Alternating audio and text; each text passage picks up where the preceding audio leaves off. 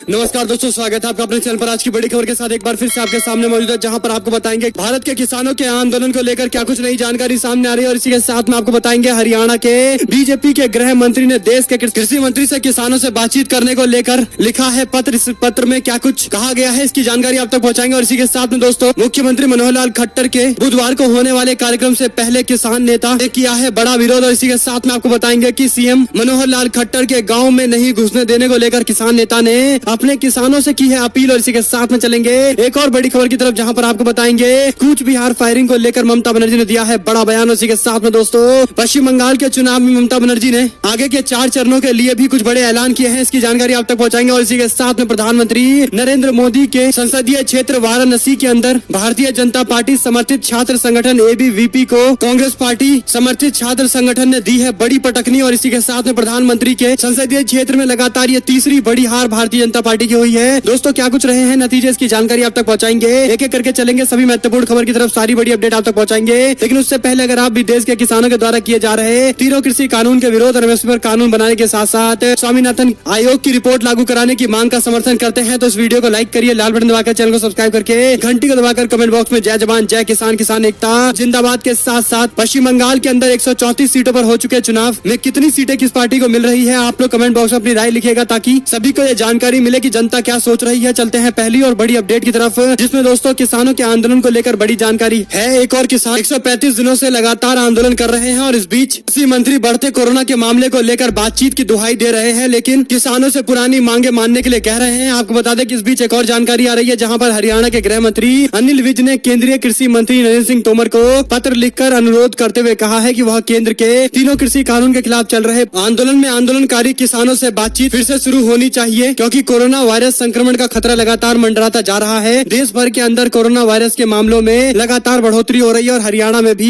हालत काफी खराब है। अनिल विज ने कोरोना का हवाला देते हुए कहा कि दिल्ली से लगी राज्यों की सीमा पर प्रदर्शन कर रहे किसानों के बारे में हम पूरी तरह से चिंतित हैं और इस पूरे मामले को लेकर उन्होंने पत्र लिखते हुए कृषि मंत्री से ये बातें कही है। इसी के साथ में उन्होंने अपने पत्र में उल्लेख किया है कि किसान जो आंदोलन कर रहे हैं वह कोविड संबंधित दिशा निर्देश यानी गाइडलाइंस का पालन करने में सक्षम नहीं है। लेकिन सवाल फिर ये खड़ा होता है कि देश के प्रधानमंत्री, गृह मंत्री जैसे बड़े बड़े नेता पश्चिम बंगाल में ऐसी रैलियां कर रहे हैं और बिना कोविड के प्रोटोकॉल को फॉलो किए हुए, उन पर भी सवाल खड़े होने चाहिए। और इसी के साथ आपको बता दें कि हरियाणा के गृह मंत्री आगे लिखते हैं कि उन्होंने केंद्र सरकार तीनों कृषि कानून की समस्या के समाधान के लिए काफी प्रयास किए हैं, लेकिन कई दौर की बातचीत में भी ये समाधान नहीं हो पाया। लेकिन कुछ कारणों से अब ये समाधान जो रुका हुआ है उसका समाधान होना चाहिए। उन्होंने कहा कि अनिश्चितता की स्थिति लगातार बढ़ती जा रही है, क्योंकि काफी समय से बातचीत नहीं हुई है। मेरा मानना है कि किसी समस्या का समाधान बातचीत से हो सकता है। अपने पत्र में ये सारी बातें जिक्र करते हुए हरियाणा के गृह मंत्री ने अपना पत्र लिखा है देश के कृषि मंत्री को। लेकिन सवाल ये खड़ा होता है कि इससे पहले भी इस तरह के पत्र दिए गए थे, क्या इससे आंदोलनकारी किसानों से बातचीत की जाएगी और उनकी मांगों को माना जाएगा? क्या तीनों कृषि कानून को वापस लिया जाएगा? ये कई सारे सवाल है जिसका जवाब आगे आने वाले दिनों में प्राप्त होंगे, जिसकी जानकारी आप तक लगातार पहुंचाएंगे। इसी के साथ में आपको बताते चले कि किसानों के आंदोलन बीच में भारतीय जनता पार्टी के नेताओं और यहाँ तक कि मुख्यमंत्री और उप मुख्यमंत्री भी अपने कार्यक्रम को पूरा नहीं कर पा रहे हैं। बीच में ही उनको अपने कार्यक्रम को स्थगित करना पड़ रहा है। इस बीच एक और अपडेट आ रही है, जहाँ पर संयुक्त किसान मोर्चा ने किसानों से बातचीत के बाद फैसला लिया है कि वह मुख्यमंत्री मनोहर लाल खट्टर को बाबा साहब आम्बेडकर की प्रतिमा का अनावरण करने नहीं देंगे। हरियाणा की सभी खाप पंचायतों का साथ लेकर 14 अप्रैल को खट्टर को राज्य के बदौली गांव में जाने से रोका जाएगा, घुसने नहीं दिया जाएगा। इस तरह से किसानों की तरफ से अपील की गई है। आपको बता दें कि तय कार्यक्रम के अनुसार मुख्यमंत्री खट्टर बुधवार को बदौली गाँव के अंदर बाबा साहब आम्बेडकर की मूर्ति का अनावरण करने के लिए आ रहे हैं। किसान उनके इन्हीं कार्यक्रम का विरोध करते हुए नजर आ सकते हैं। इसे लेकर किसान मोर्चा ने धमकी दी है कि वह सीएम और उनकी टीम को गांव के बाहर से ही वापस भेज देगी, उनको गांव में घुसने नहीं दिया जाएगा। इस तरह से किसानों ने अपनी बातें कही है। आपको बता दें कि किसान मोर्चा की तरफ से ये सब चीजें कही गई है। इसी के साथ में रविवार को सिंगू बॉर्डर पर एक प्रेस वार्ता में किसान नेताओं ने कहा है कि आम्बेडकर की प्रतिमा के अनावरण के विरोध एक कार्यक्रम आयोजित नहीं किया जाएगा, बल्कि मनोहर लाल खट्टर और उप मुख्यमंत्री दुष्यंत चौटाला को छोड़कर अन्य नेता अनावरण करने के लिए आ सकते हैं। किसानों ने मांग की है कि सबसे बेहतर यह होगा कि दलित समुदाय की किसी महिला से बाबा साहब आम्बेडकर की मूर्ति का अनावरण कराया जाए। वहीं पर किसान नेता राकेश टिकैत ने भी बयान दिया है। उन्होंने कहा कि आंदोलन को कमजोर करके दिखाना चाहते हैं मुख्यमंत्री। इस अवसर पर किसान नेता राकेश टिकैत ने कहा कि किसानों के संघर्ष स्थल सिंगू बॉर्डर से कुछ दूरी पर अम्बेडकर की प्रतिमा का अनावरण कर भारतीय जनता पार्टी के मुख्यमंत्री यह संकेत देना चाहते हैं कि अब किसानों के आंदोलन में कोई ताकत नहीं बची है, उनका कहीं कोई विरोध नहीं हो रहा है। टिकैत ने कहा कि उनका विरोध विरोध कर हम उनकी गलतफहमी को दूर करेंगे। सभी किसान पूरी तरह से एकजुट हैं। कृषि कानून को तो वापस लेना पड़ेगा और इसी के साथ में आंदोलन जारी रहेगा। इस तरह से किसान नेता राकेश टिकैत ने भी अपना बयान देते हुए किसानों से अपील कर दी है। देखते हैं बुधवार को मुख्यमंत्री के कार्यक्रम से पहले किसानों के द्वारा कैसे विरोध किया जाता है। चलते हैं एक और बड़ी अपडेट की तरफ, जहां पर दोस्तों कूच बिहार फायरिंग को लेकर ममता बनर्जी ने नरसंहार बताते हुए कहा कि मुझे जाने से रोकने के लिए चुनाव आयोग ने 72 घंटे का बैन लगा दिया। ममता बनर्जी के जाने के ऐलान के साथ ही 72 घंटे के बैन पर ममता बनर्जी की तरफ से बयान दिया गया। उन्होंने प्रेस कॉन्फ्रेंस करते हुए ये बातें बताई है और साथ ही साथ कहा कि ये पूरी तरह से नरसंहार है और हमें जाने से रोका जा रहा है, जो दिखाता है कि राज्य के अंदर कानून व्यवस्था स्थापित करने में इलेक्शन कमीशन और बीजेपी की सरकार पूरी तरह से विफल हो गई है। इसी के साथ में उन्होंने राज्य की जनता से अपील की है कि वह बुलेट का जवाब बैलेट से दे, वोट डालकर दे। और इसी के साथ में दोस्तों जियो टावर को बिजली कनेक्शन दिए जाने के विरोध में किसान जत्थेबंदियों की तरफ से थाने पर जाकर विरोध किया गया है। आपको बता दें कि थाना भोगपुर के अधीन पड़ते गांव सनोरा के अंदर रिलायंस कंपनी की इकाई जियो मोबाइल के टावर को बिजली विभाग की तरफ से दिए गए कनेक्शन के विरोध में दोआबा किसान संघर्ष समिति के भारी संख्या में किसानों ने थाने पर जाकर विरोध किया और इस मौके पर थाना प्रमुख से बातचीत करते हुए किसानों ने मांग की है कि जल्द से जल्द बिजली काटा जाए, क्योंकि देश भर के अंदर आंदोलन चल रहे हैं और ऐसे में अंबानी और अडानी उनसे जुड़ी हुई कंपनियों का भी किसान विरोध कर रहे हैं। इसी के साथ में दोस्तों आपको बताते चले कि चौथे चरण के चुनाव के बाद पश्चिम बंगाल जाने वाले हैं राहुल गांधी। 14 अप्रैल से करेंगे अपनी यात्रा की शुरुआत। इससे पहले असम, पुडुचेरी, तमिलनाडु, केरल के चुनाव में रैलियां करते हुए राहुल गांधी दिखाई दे रहे थे, लेकिन अब कांग्रेस पार्टी एक बार फिर से पश्चिम बंगाल के अंदर चुनाव प्रचार प्रसार करने वाली है, क्योंकि चौथे चरण के बाद से अब ऐसी सीटें हैं जहां पर कांग्रेस पार्टी को कुछ सीटें प्राप्त हो जाती है और इसीलिए राहुल गांधी इन सीटों पर प्रचार करने के लिए पहुंचेंगे। प्रियंका गांधी भी इस पूरे क्षेत्र में प्रचार करने के लिए पहुंच सकती है, इस तरह की जानकारी भी है। चलते हैं एक और बड़ी खबर की तरफ, जहां पर प्रधानमंत्री नरेंद्र मोदी के संसदीय क्षेत्र वाराणसी के अंदर भारतीय जनता पार्टी के छात्र संगठन एबीवीपी को एनएसयूआई यानी कांग्रेस पार्टी के छात्र संगठन ने सीधे मुकाबले में जबरदस्त पटकनी दी है। प्रधानमंत्री नरेंद्र मोदी के संसदीय क्षेत्र वाराणसी में एबीवीपी को तगड़ा झटका लगा है। एमएलसी की दोनों सीटें और काशी विद्यापीठ में छात्र संघ चुनाव हारने के बाद रविवार को भारतीय जनता पार्टी की छात्र इकाई एबीवीपी के संस्कृत यूनिवर्सिटी की भी सभी सीटों पर हार हो गई है। संपूर्णानंद संस्कृत यूनिवर्सिटी की सभी सीटों पर कांग्रेस पार्टी की छात्र इकाई एनएसयूआई ने कब्जा जमाया है। छात्र संघ चुनाव में एबीवीपी की हार को बीजेपी के हार के तौर पर देखा जा रहा है। वाराणसी में बीजेपी को लगातार ये तीसरा झटका लगा है। अध्यक्ष पद पर एनएसयूआई के कृष्ण मोहन शुक्ला 442 वोट पाकर एबीवीपी के अजय दुबे को 306 वोट मिलने के साथ ही 136 वोटों के अंतर से हराया है चुनाव। साथ ही साथ एनएसयूआई की तरफ से अजीत कुमार को 411 वोट मिले हैं और वह उपाध्यक्ष पद पर चुनाव जीत गए हैं। इसी के साथ में एबीवीपी के चंद्रमौली तिवारी को 343 वोट मिले हैं और उनको एनएसयूआई के अजीत कुमार ने 68 वोटों से चुनाव में शिकस्त दी है। आपको बता दें कि ये पहली बार नहीं है, इससे पहले भी एबीवीपी को भारतीय जनता पार्टी के संगठन को कांग्रेस पार्टी के छात्र संगठन एनएसयूआई ने जबरदस्त टक्कर देते हुए शिकस्त दी है। और वाराणसी में प्रधानमंत्री नरेंद्र मोदी के संसदीय क्षेत्र में युवाओं के चुनाव में इस तरह से भारतीय जनता पार्टी को तगड़ा झटका लगना कहीं न कहीं उत्तर प्रदेश के आने वाले चुनाव को लेकर बड़े संकेत देते हैं। राज्य के अंदर कुछ बड़े परिवर्तन के भी संकेत मिल रहे हैं। ऐसे में दोस्तों उत्तर प्रदेश के अंदर अगर आज चुनाव होते हैं तो किस पार्टी को कितनी सीटें मिलनी चाहिए और किस पार्टी को कितनी सीटें मिल रही है, आप लोग की क्या कुछ राय है, कमेंट बॉक्स में अपनी राय जरूर लिखिएगा। चलते हैं एक और बड़ी अपडेट की तरफ, जहां पर किसान नेता गुरनाम सिंह चढ़ूनी का बयान, कहा कोरोना बीजेपी का एजेंट है। भिवानी में किसान नेता गुरनाम सिंह चढ़ूनी ने किसान आंदोलन पर बोलते हुए सत्ताधारी नेताओं को बेशर्म और चोर तक कह डाला। उन्होंने कहा कि लोगों को ऐसे नेताओं को गांव में घुसने की इजाजत नहीं देनी चाहिए। भिवानी में किसान नेता गुरनाम सिंह चढ़ूनी ने सत्ताधारी भारतीय जनता पार्टी के नेताओं पर जमकर हमला बोला। उन्होंने किसान आंदोलन के कॉन्टेक्स्ट में बयान देते हुए सत्ताधारी नेताओं को बेशर्म और चोर तक कह दिया। उन्होंने कहा कि आज देश में बोलने की आजादी नहीं है। उन्होंने यहाँ तक कि कोरोना को बीजेपी का एजेंट बता दिया। इसके पीछे उन्होंने कारण दिया कि भारतीय जनता पार्टी की सरकार देश भर के लिए गाइडलाइंस बना रही है, लेकिन बंगाल चुनाव धड़ल्ले से चल रहा है। न किसी गाइडलाइंस का कोई फॉलो कर रहा है, न किसी तरह के कोरोना का किसी को डर दिखाई देता है। कुल मिलाकर दोहरे मापदंड को लेकर सवाल खड़े किए गए हैं। चलते हैं एक और बड़ी अपडेट की तरफ,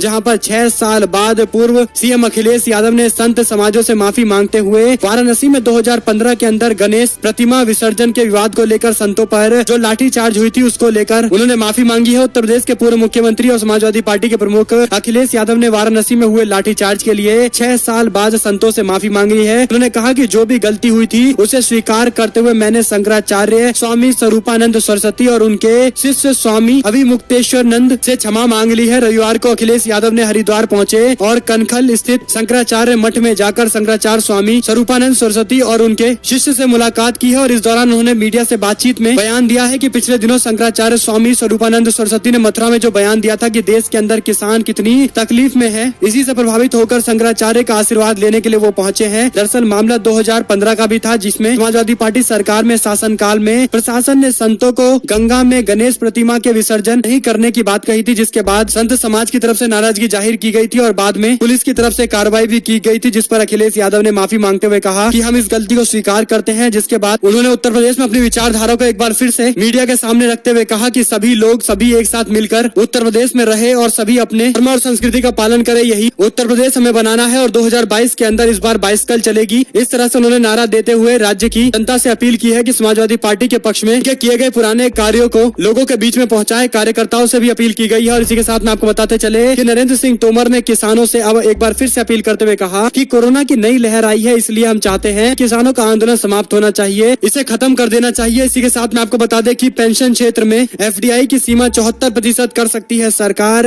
यानी देश भर के अंदर जहां पर एक और प्राइवेटाइजेशन को लेकर विरोध किया जा रहा है, वहीं पर दूसरी ओर सरकार अपने प्राइवेटाइजेशन करने के फुल मूड में दिखाई दे रही है। इसका बड़ा कारण यह है कि बीमा अधिनियम 1938 में अंतिम बार 2015 के अंदर संशोधन करते हुए FDI की सीमा बढ़ाकर 49% कर दी गई थी। यानी विदेशी फंड बीमा कंपनियों में अब जो इस वक्त 49% आ सकता है, उसे बढ़ाकर मोदी सरकार 74% करना चाहती है। यानी बीमा क्षेत्र के अंदर भी बड़ी बड़ी विदेशी कंपनियां हिस्सेदारी बड़े स्तर पर ले सकती है, जिसके बाद माना जा सकता है कि यह देश के अंदर प्राइवेटाइजेशन की तरफ एक उठाया गया बड़ा स्कीम और एक बड़ा कदम है। इससे पहले भी बीमा कंपनी के कई सारे लोगों ने विरोध जताया था और अभी अपडेट आ रही है, जहां पर लगातार सरकार निजीकरण करने को लेकर अपने रुख पर बनी हुई है। इसी के साथ में दोस्तों गुजरात मॉडल की भयानक तस्वीरें देखने को मिली है। जनता अस्पताल के बाहर खड़ी है, इंजेक्शन बीजेपी के ऑफिस में बंट रहे हैं। आपको बता दें कि देश भर के अंदर कोरोना की दूसरी लहर अपने शीर्ष पर पहुंच गई है। एक तरफ जहां पर कोरोना वैक्सीन लगने के बावजूद लोग दोबारा कोरोना के शिकार हो रहे हैं, वहीं पर दूसरी ओर देश में कोरोना वैक्सीन की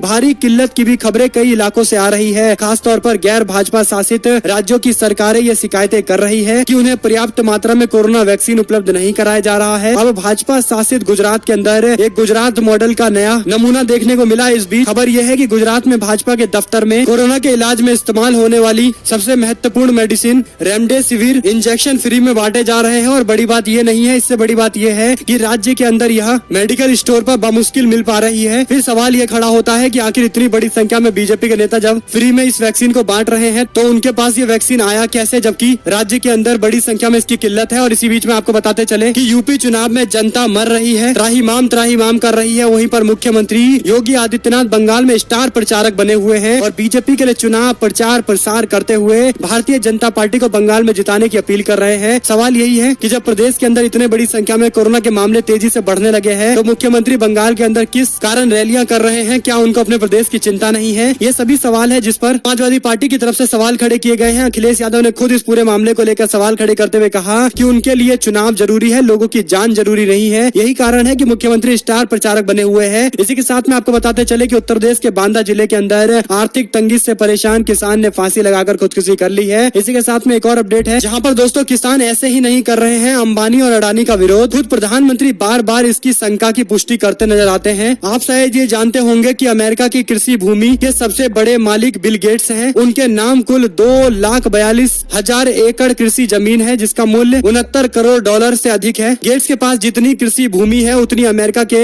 मूल निवासियों के पास भी एक साथ जोड़कर नहीं है। यानी इस तरह का मॉडल भारत में भी लागू करने के प्रयास किए जा रहे हैं। इसको लेकर भी सवाल खड़े किए गए हैं। आपको बता दें कि अमेरिका का ये मॉडल है, जिसके तहत वर्तमान में आए कृषि कानून को देखा जा सकता है। और इस पूरे मामले पर दोस्तों आप लोग की क्या कुछ राय है? क्या अभी लाया गया कृषि कानून अमेरिका में जो किसानों की व्यवस्था चल रही है उसी की तरह का है, या इसमें कुछ और अंतर है? किस तरह का मॉडल आप देखते हैं? आप लोग कमेंट बॉक्स में अपनी राय जरूर लिखिएगा। और साथ ही साथ आपके पास जो भी फैक्ट है वो कमेंट बॉक्स में लिखिए जरूर। चलते हैं एक और बड़ी अपडेट की तरफ, जहां पर दोस्तों चुनाव आयोग पहुंचा। बीजेपी का प्रतिनिधि मंडल तृणमूल कांग्रेस पर कार्रवाई की मांग करते हुए और भी कई अपील की गई है। बीजेपी के प्रतिनिधि मंडल ने टीएमसी पर आरोप लगाया है कि पार्टी का कहना है कि पश्चिम बंगाल के शेड्यूल कास्ट के लोग स्वभाव से भिखारी है। ये बयान दिया गया है जो उनका अपमान है। लेकिन सवाल फिर दूसरा भी है, और सवाल ये है कि ममता बनर्जी को लेकर जो निजी हमले बीजेपी के नेता कर रहे हैं, क्या उसे बंगाल की महिलाओं के अपमान के तौर पर देखा जाए? क्योंकि टीएमसी भी आरोप लगा रही है। एक और बीजेपी जो आरोप लगा रही है, जो उसके काउंटर में टीएमसी की तरफ से भी आरोप आए हैं। साथ ही साथ दोस्तों एमसीडी के दिल्ली के चुनाव से पहले कांग्रेस पार्टी के लिए एक बुरी खबर है। आम आदमी पार्टी को बड़ी सफलता मिली है, जहां पर पूर्व विधायक समेत 2 वरिष्ठ नेताओं ने आम आदमी पार्टी का दामन थामा है। और कांग्रेस पार्टी के लिए झटका है। कांग्रेस पार्टी की पूर्व विधायक अंजलि राय और कांग्रेस पार्टी के नेता राविंद्र सिंह ने शनिवार को आम आदमी पार्टी का दामन थाम लिया। पार्टी के वरिष्ठ वरिष्ठ नेता और विधायक राघव चड्ढा ने टोपी और पट्टा पहनाकर उनको पार्टी में शामिल कराया है। आम आदमी पार्टी के राष्ट्रीय संयोजक अरविंद केजरीवाल से भी मुलाकात उन्होंने की है। आम आदमी पार्टी के नेता राघव चड्ढा ने कहा कि इन दोनों के शामिल होने से पार्टी में अनुभव को और लाभ मिलेगा। इसी के साथ में अंजलि राय 1998 से लेकर 2002 तक 2 बार पहाड़गंज क्षेत्र से कांग्रेस पार्टी की टिकट से चुनाव जीती हैं। एमएलए के अलावा क्षेत्र में कई महत्वपूर्ण भूमिका उन्होंने निभाई है। दिल्ली जल बोर्ड के अंदर 2004 से लेकर 6 तक उन्होंने उपाध्यक्ष के पद पर सेवा दी है। दिल्ली महिला आयोग की भी 2000 से लेकर 2004 के बीच में अध्यक्ष रही हैं। इसके अलावा वह ऑल इंडिया महिला कांग्रेस में 1993 से 1996 तक महामंत्री के तौर पर भी काम कर चुकी है। आम आदमी पार्टी के लिए बड़ी सफलता है क्योंकि अब दिल्ली के अंदर एमसीडी के चुनाव भी जल्द आ जाएंगे। इसी के साथ में आपको बता दें कि मरकज बंद, जमाती भी नहीं दिख रहे, फिर ये कमबख्त कोरोना कहां से फैल गया। कांग्रेस पार्टी के आचार्य ने मोदी मीडिया से सवाल पूछा है जो पिछली साल मरकज पर सवाल खड़े कर रहे थे। कांग्रेस पार्टी के नेता आचार्य प्रमोद ने एक ट्वीट करते हुए सरकार और गोदी मीडिया पर सवाल उठाते हुए तंज कसा है। आचार्य प्रमोद ने पूछा कि मरकज बंद है, अभी और जमाती भी नहीं दिखाई दे रहे हैं और कोरोना का कहर लगातार बरस रहा है, कौन है इसके पीछे, ये सवाल उन्होंने उठाया है और गोदी मीडिया से जवाब मांगा है। जो गोदी मीडिया इससे पहले मरकज को इसके लिए कोरोना को फैलाने के लिए जिम्मेदार बता रही थी। ये कई सारे सवाल है जिस पर गोदी मीडिया में इस वक्त बिल्कुल सन्नाटा है। कोई जवाब किसी भी गोदी मीडिया के, ना पत्रकार, ना एंकर, ना किसी संवाददाता की तरफ से दिए जा रहे हैं, ना कोई मालिक आकर बयान दे रहा है कि आखिर मरकज नहीं है तो कोरोना आ कहां से गया। एक और अपडेट की माने दोस्तों तो मायावती ने बागी प्रत्याशियों को समर्थन कर रहे 3 नेताओं को पार्टी से निष्कासित कर दिया है। बहुजन समाज पार्टी की अध्यक्षा मायावती ने पार्टी के अंदर बागियों का प्रचार करने के आरोप में 3 नेताओं को पार्टी से बाहर का रास्ता दिखाया है। बसपा ने जिला पंचायत सदस्य पद की सूची का विवाद इतना गहरा गया है कि अब कई दिग्गज को बाहर का रास्ता दिखाना पड़ा। उन्होंने जिला अध्यक्ष सीताराम गौतम ने हाईकमान के निर्देश पर पार्टी के मंत्री अयोध्या प्रसाद पाल, पूर्व विधायक आदित्य पांडे, जहानाबाद के पूर्व चेयरमैन अनवारुल हक को पार्टी विरोधी गतिविधियों के कारण निष्कासित कर दिया है। कई बार चेतावनी के बाद भी यह लोग झंडा बैनर के साथ बागी उम्मीदवारों का प्रचार कर रहे थे। जिला पंचायत सदस्य पद पर बसपा संगठन ने अब तक 46 में से 12 सीटों पर प्रत्याशी को चुनावी मैदान में उतारा है। इसी के साथ में आपको बताते चले कि किसानों ने 2 एक्सप्रेस वे पर जमाया कब्जा, खड़े किए 200 ट्रैक्टर, लगा मुकम्मल जाम। लेकिन 24 घंटे पूरे होने के बाद किसान नेताओं ने जाम को खोल दिया और अपनी जो उन्होंने पुरानी स्ट्रेटेजी बनाई थी, जो उन्होंने पुराना ऐलान किया था, उस पर उन्होंने अडिगता दिखाते हुए अपने कार्यक्रम को संपन्न कर दिया। इसी के साथ में आपको बताते चले कि गुजरात के गांधीनगर में कोरोना के कारण स्थानीय निकाय चुनाव स्थगित कर दिए गए हैं। साथ ही साथ दोस्तों राहुल गांधी का केंद्र पर तंज, कहा आम खाना ठीक है लेकिन आम जनता को तो छोड़ देना चाहिए। कोरोना के बढ़ते मामले को लेकर उनकी ओर से टिप्पणी आई है। इसी के साथ में यूपी बीजेपी ने पंचायत चुनाव में पूर्व विधायक कुलदीप सेंगर की पत्नी को उम्मीदवार बनाया था, लेकिन तमाम विरोध के बाद भारतीय जनता पार्टी ने अपने फैसले को वापस ले लिया है। सवाल फिर वही है कि आखिर जब फैसला वापस ही लेना था तो लिया क्यों गया, और क्या फैसला लेकर बीजेपी सेंगर का समर्थन नहीं करती है, ये दिखाना चाहती है। हालांकि जनता समझ गई है कि इस तरह से बार बार टिकट देना और टिकट वापस लेना, सेंगर के समर्थन में बीजेपी के सांसद का सामने आना, ये सब चीजें हैं जो कहीं न कहीं बीजेपी को कुलदीप सिंह सेंगर के मामले में बिल्कुल दोषी पाती है। और एक और अपडेट की माने तो अस्पतालों में ऑक्सीजन की कमी से मौत हो रही है और प्रधानमंत्री टीका उत्सव मना रहे हैं, मालवीय ने सवाल खड़े किए हैं। इसी के साथ में दोस्तों गोवा के अंदर असेंबली इलेक्शन 2022, गोवा में मनोहर पर्रिकर के सहारे आम आदमी पार्टी बीजेपी में सेंध मारने की तैयारी चल रही है। आम आदमी पार्टी गुजरात के अंदर मनोहर पर्रिकर के व्यक्तित्व को आम आदमी पार्टी से जोड़ने का प्रयास कर रही है और इसी के साथ में 10वीं और 12वीं की सीबीएसई की परीक्षा रद्द होनी चाहिए या फिर से रीशेड्यूल होना चाहिए, यानी दोबारा से डेट आनी चाहिए, क्योंकि कोविड के केसेस बढ़ रहे हैं। और ऐसे में दोस्तों महाराष्ट्र में कोरोना टीका कम पड़ने के बाद मोदी सरकार के खिलाफ कांग्रेस पार्टी प्रदर्शन करने की तैयारी भी कर रही है। वहीं आपको बताते चले कि चुनाव आयोग ने पश्चिम बंगाल के अंदर 3 पुलिस अधिकारियों को एक बार फिर से तबादला कर दिया है। वहीं पर ममता बनर्जी पर अमित शाह का निशाना, कहा हिंसा के लिए जिम्मेदार है टीएमसी, बंगाल की जनता से माफी मांगे दीदी। पर उत्तर बंगाल की 54 सीट पर ममता बनर्जी की तृणमूल और बीजेपी के बीच में दिलचस्प मुकाबला है, जो चौथे चरण के चुनाव के बाद अब आगे आने वाले दिनों के अंदर तय होने वाले हैं। दोस्तों ऐसे में अगर आपको एक भी खबर अच्छी लगी हो तो इस वीडियो को लाइक करिएगा, लाल बटन दबाइए, चैनल को सब्सक्राइब करिए, घंटी दबाइए, हमारे साथ लगातार बने रहिए। जुड़े रहने से दोस्तों का बहुत बहुत धन्यवाद। आप लोग देख रहे थे आपका अपना चैनल। जय हिंद, जय भारत, वंदे मातरम।